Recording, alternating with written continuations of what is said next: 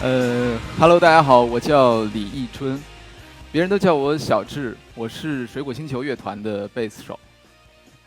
然后说到贝斯啊，可能在座的很多人都见过贝斯，也都听过贝斯，但是真正能够一眼就认出贝斯的，我相信在座不会超过10个人，因为吉他和贝斯长得真的是实在是太像了。就如果不信，大家可以我们做一个小测验啊。OK，现在我们右手边大屏幕有2把琴，大家觉得那把太空灰色的琴是贝斯的，请举手，我看看有多少人。1、2、3，哦，还有不少。好，那大家觉得这把日落色的琴是贝斯的，请举手，我看看。哦，还真有不少啊。好，大家手可以放下了。首先我要先恭喜大家，你们都答错了。其实这2把呢都是吉他，真正的贝斯我请我的朋友帮忙递一下啊。OK， 老师可以切换一下我自己的那个音乐，谢谢。好，好，现在可以给大家看一下，这个就是贝斯。其实贝斯和吉他要分辨也不难，贝斯是大家可以看到是4根弦的，吉他大多都是6根弦，然后吉他一般负责中高频，而贝斯呢一般是负责低频。也正是因为贝斯的声音它特别低沉，所以一般在乐队演出中它不太会受到关注。当然贝斯手也一样。好，我先把我的乐器放在这里。我还记得之前有一次在一个知名歌手的演唱会上，我帮他伴奏。至于是哪位歌手，我就先不说了啊。我记得当时我还绑了一个脏辫，对，就是现在右手大屏幕这个造型，是不是和我现在特别不像？对，这就是我当时的造型。然后，当时我在演出到中场的时候，突然听到底下有人大喊说：“好帅，那个扎脏辫的好帅！”然后我当时特别兴奋啊，然后我觉得弹贝斯这么多年，终于被看到了。然后结果他又补了一句：“那个扎脏辫的吉他手好帅。”我当时心都凉了。其实我从小就特别喜欢音乐啊，但真正开始接触乐队、接触贝斯，其实是在上大学的时候。因为其实弹贝斯、玩乐队，在上大学的时候一开始纯属贪玩，然后也能认识不少朋友，当然也能吸引很多女生的注意。但很快，其实我就发现我是真的爱上了贝斯。每次一拨琴弦的时候，我就会被这种低沉的声音所吸引，然后脖子也会不自然地动起来。有很多人看了我的表演视频说：“小智，你一定是我见过新生代贝斯手里面脖子最灵活的那个。”对，其实我也不知道怎么形容那种感觉，就是觉得贝斯的音色很低调，声音很低沉，然后它的站位又比较靠边。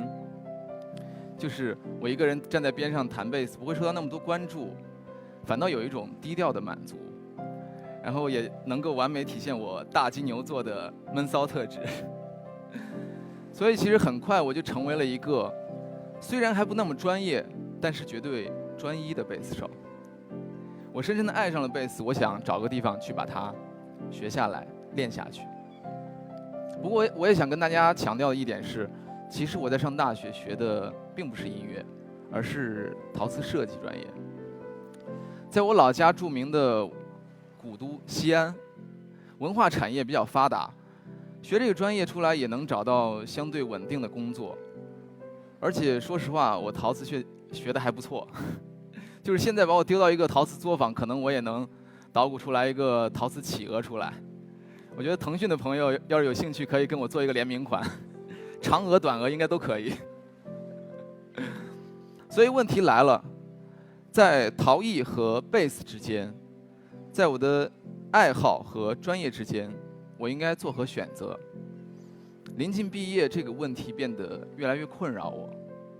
其实我都知道，人应该遵从自己的内心，选择自己真正喜欢的事儿，这些大道理我相信大家也都懂。但你真要放在做决定的那个当下，其实是挺困难的，因为学音乐就意味着你要走上一条充满未知、充满不确定的道路，而且以我当时的贝斯水平，我真的不确定我自己以后能不能学有所成。更让我纠结的是，学音乐的财务负担也特别重。你别说学费和生活费了，光买乐器就需要很大的投入。大家看我左手边这把贝斯，它就需要2万块左右，而且我不只是有一把贝斯，除了每把1万到5万不等的贝斯，我还要买音响设备、效果器、合成器、制作软件等等等等等等。所以学音乐的花费啊，它真的是一个无底洞。偏偏在我临近毕业的时候，家里的财务也出了一些问题。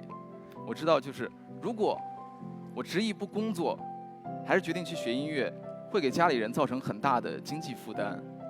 这对于当时已经21岁的我来说，其实真的是一个不小的压力。到底应该怎么办？我想了很久，没有想通。于是我暴走了一趟云南。我也是企图想在大理古城和苍山洱海寻找一个答案。但其实这趟旅程啊，并没有让我得到很多启发或者说收获吧，但反倒让我清空了许多杂念。后来当我飞回西安的时候，在海拔3万英尺的高空上，我做了迄今为止人生中最重要的一个决定。回到西安后不久，我就悄悄地买了一张高铁票。没有告诉任何人。高铁票的起点是西安，终点是北京。出发时间是第2天，2016年8月28日17点55分。我知道我这个决定啊，看起来它有些自私，但我知道我要对我自己的人生负责。如果我选择了贝斯，结果没有成功，那我可能会后悔。但如果我选择了陶艺，不管我有没有成功，我肯定会后悔，因为我所喜欢的，我所热爱的是音乐，是乐队，是我手中的这把贝斯。也许有好多人会质疑我的选择，说你为什么不能一边找一个陶艺设计的工作，然后一边在业余时间玩玩乐队，玩玩贝斯，这样岂不是更稳妥一点吗？听起来似乎还不错，但是我觉得在人生关键的十字路口，不能左顾右盼，不能瞻前顾后。如果我们总想着给自己留一条后路的话，那么你可能连前路都会失去。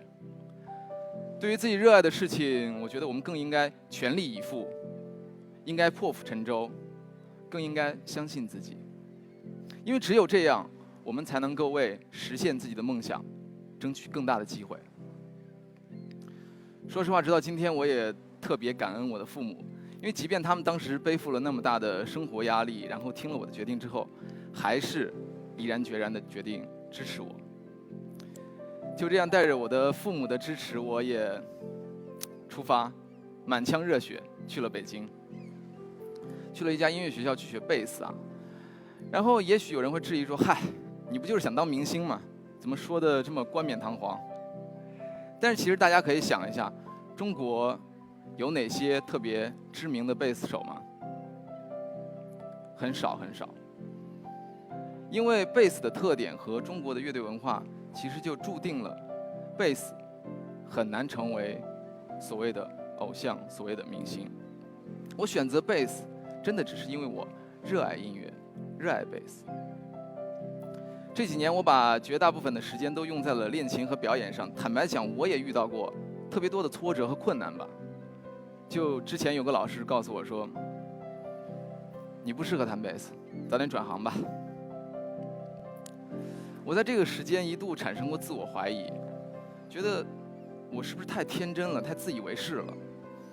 但是因为热爱，我坚持了下来。有一段时间，我特意远离我的社交圈，在偏远的回龙观租了一间20-30平的小屋，每天除了练琴就是创作。当时啊，一有表演机会，我就会极力的去争取，即使没有钱，我也愿意去。就因为这样，我的贝斯技术也在一天天的成熟。2019年，我参加了《一起乐队吧》这个节目，然后成为了汪峰战队的成员，进入了最后的4强。2020年，我参加了明日之子乐团季，以 F-man 也就是队长的身份组建了水果星球乐团，拿到了第3名。我获得了越来越多的表演，曾经跟朴树、汪峰、陈粒等知名的歌手一起同台演出。而在这一次次比赛、一次次演出的过程中，我收获了经验、技术，最重要的收获了2个字，就是自信。这几年我经历了很多变化和考验，所幸我都走了过来，而且走得越来越坚定了。今天站在这个舞台上，其实我不仅是想要跟大家分享一些我自己的小故事，也是想对当年的自己说，谢谢你小智，谢谢你的坚持，让我活成了自己喜欢的样子。我也想对10年后的自己说 ，Hello 小智，格莱美的奖杯有多沉？谢谢大家。